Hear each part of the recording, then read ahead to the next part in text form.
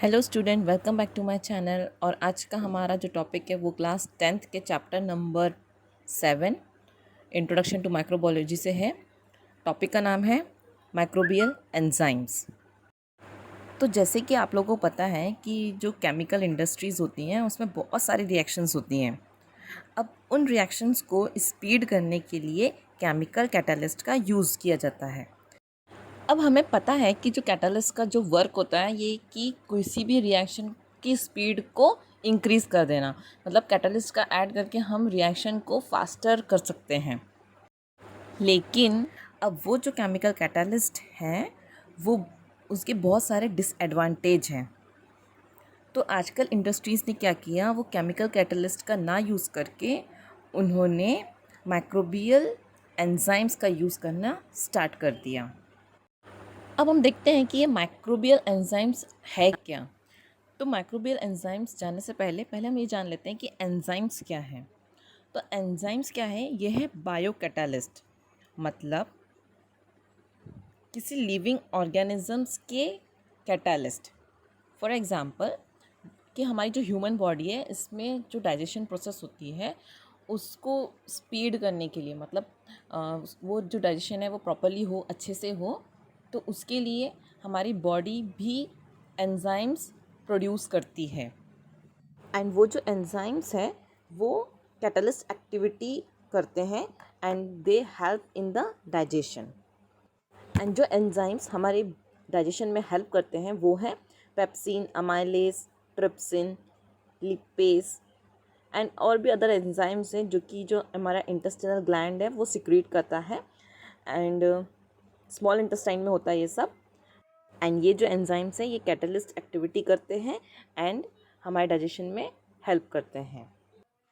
तो जैसे हमारी बॉडी ने कैटलिस्ट प्रोड्यूस किए, मतलब एंजाइम्स प्रोड्यूस किए, वैसे ही जो माइक्रो ऑर्गेनिजम्स होते हैं वो भी एंजाइम्स प्रोड्यूस करते हैं।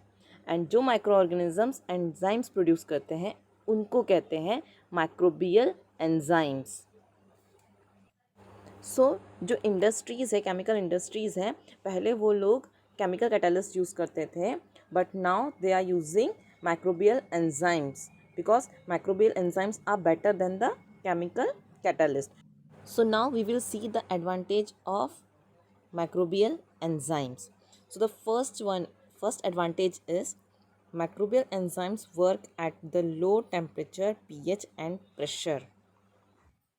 इसका मतलब ये है कि जो माइक्रोबियल एंजाइम्स हैं वो कम टेम्परेचर पे भी वर्क कर पाते हैं, मतलब कि हम लोगों को ज़्यादा गर्म करने की ज़रूरत नहीं है, ज़्यादा हीट देने की ज़रूरत नहीं है अगर रिएक्शन को फास्ट करना है तो, और ना ही उसका पीएच वैल्यू चेंज करने की ज़रूरत है, और ना ही ज़्यादा प्रेशर अप्लाई करने की ज़रूरत है।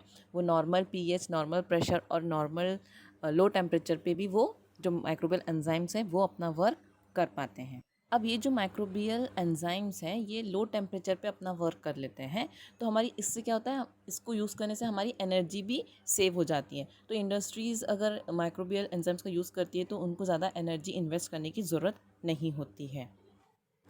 माइक्रोबियल एंजाइम का जो थर्ड एडवांटेज ये है कि इसको यूज़ करने के लिए हमको कोई इरोजन प्रूफ इंस्ट्रूमेंट की ज़रूरत नहीं होती है।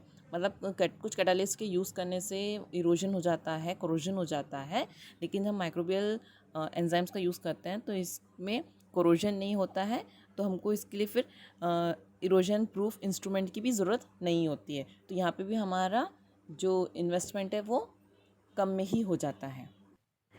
इसका जो फोर्थ एडवांटेज ये है कि जब हम माइक्रोबियल एंजाइम्स का यूज़ करते हैं तो इसमें एक स्पेसिफिक प्रोसेस ही होती है, मतलब इसमें जो बाय प्रोडक्ट्स जो एक्स्ट्रा के वेस्ट मटेरियल होता है ये सब प्रोड्यूस नहीं होता है। तो इसका ये एक प्लस पॉइंट है कि अननेसेसरी जो बाय प्रोडक्ट्स हैं वो कुछ फॉर्म नहीं होते हैं इस रिएक्शंस में। अब जब कोई by products, unnecessary product, waste material जब प्रोड्यूस ही नहीं हो रहा है तो हमको प्यूरिफिकेशन की भी ज़रूरत नहीं पड़ेगी। तो इससे तो हमारा जो एक्सपेंस है जो प्यूरिफिकेशन में हम लोग करते हैं वो भी जो इंडस्ट्रीज़ करती है वो भी कम हो जाएगा। एंड जब इसमें कोई वेस्ट मटेरियल प्रोड्यूस ही नहीं हो रहा है तो हमको उसको डिकम्पोज करने का भी टेंशन नहीं है, और ये जो एंजाइम्स हैं हम इनको रीयूज़ भी कर सकते हैं। मतलब जो माइक्रोबियल एंजाइम्स है अगर एक बार यूज़ हो गए तो हमको फिर उनको वापस से हम रीयूज़ भी कर सकते हैं। तो ये जो माइक्रोबियल एंजाइम्स है ये इको फ्रेंडली भी हैं। सो ये थे कुछ एडवांटेज माइक्रोबियल एंजाइम्स के। अब देखते हैं some examples of microbial enzymes. तो ये जो हैं वो कुछ एग्जांपल्स हैं माइक्रोबियल एंजाइम्स के, मतलब उनके नाम हैं। फर्स्ट है ऑक्सीडो रिडक्टेसिस, second transferases, third hydrolysis, fourth lysis, fifth isomerases and sixth लिगेसिस।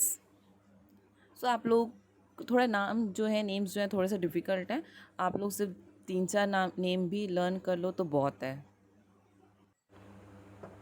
Now we will see the uses of microbial enzymes in industries.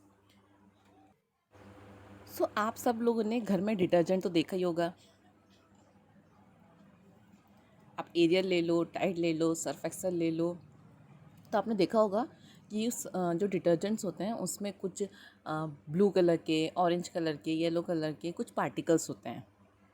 अब वो जो पार्टिकल्स हैं वो एंजाइम्स हैं। अब उस एंजाइम्स को डिटर्जेंट में डालने की क्या ज़रूरत थी, तो उसके लिए मैं आपको बता देती हूँ। मान लो कि आपने कोई चॉकलेट खाई, अब वो जो चॉकलेट है वो आपकी शर्ट पे गिर गई। अब आप उसको पानी से कितना भी धो लो तो वो तो निकलने वाला है नहीं। अब हमें पता है कि चॉकलेट में क्या क्या है, फैट है, प्रोटीन्स है, कार्बोहाइड्रेट्स हैं, और डिटर्जेंट में क्या है, एंजाइम है। तो ये जो एंजाइम क्या करेंगे, उस फैट, प्रोटीन, कार्बोहाइड्रेट को ब्रेक करेंगे, एंड ब्रेक करेंगे तो वो जो डर्ट है फिर आप उसको पानी और डिटर्जेंट में जब आप उसको वॉश करोगे तो वो इजीली वहाँ से निकल जाएगा। और दूसरी बात, हमने अभी पढ़ा कि जो एंजाइम्स होते हैं वो लो टेम्परेचर पे वर्क करते हैं। तो इसका मतलब आपको गर्म पानी की भी ज़रूरत नहीं है कि आपको गर्म पानी में कपड़े को भिगा के रखना हो। आप नॉर्मल जो टैप वाटर है उसमें भी अगर आप डिटर्जेंट की यूज़ से अगर आप वॉश करोगे तो वो इजीली वो जो डर्ट है वो रिमूव हो जाएगा। इसीलिए डिटर्जेंट में एंजाइम्स का यूज़ किया जाता है। तो जो फर्स्ट यूज़ है इंडस्ट्रीज़ में वो फर्स्ट वन है detergent, and it is used in cleaning process to remove dirt at low temperature. Second जो यूज़ है वो है obtaining glucose and fructose syrup. तो क्या किया जाता है, जो कॉर्नफ्लावर होता है, मक्के का आटा, उसमें बहुत सारा स्टार्च होता है। तो उसमें एंजाइम्स की हेल्प से, अब कौन कौन सा एंजाइम यूज़ किए जाते हैं, तो वो है बेसिली एंड स्ट्रेप्टोमाइसिस। ये दो एंजाइम्स हैं जिसकी यूज़ से वो कॉर्नफ्लावर है उसमें का जो स्टार्च है वो कन्वर्ट हो जाता है ग्लूकोज सायरप एंड फ्रक्टोज सायरप में। थर्ड जो यूज़ है माइक्रोबियल एंजाइम्स का वो है चीज़ manufactures, plant extract, textile industries, leather industry, paper industry, इन सब इंडस्ट्रीज़ में जो माइक्रोबियल एंजाइम्स हैं इसका यूज़ किया जाता है। सो यहाँ पे जो माइक्रोबियल एंजाइम टॉपिक है वो यहाँ पे एंड होता है।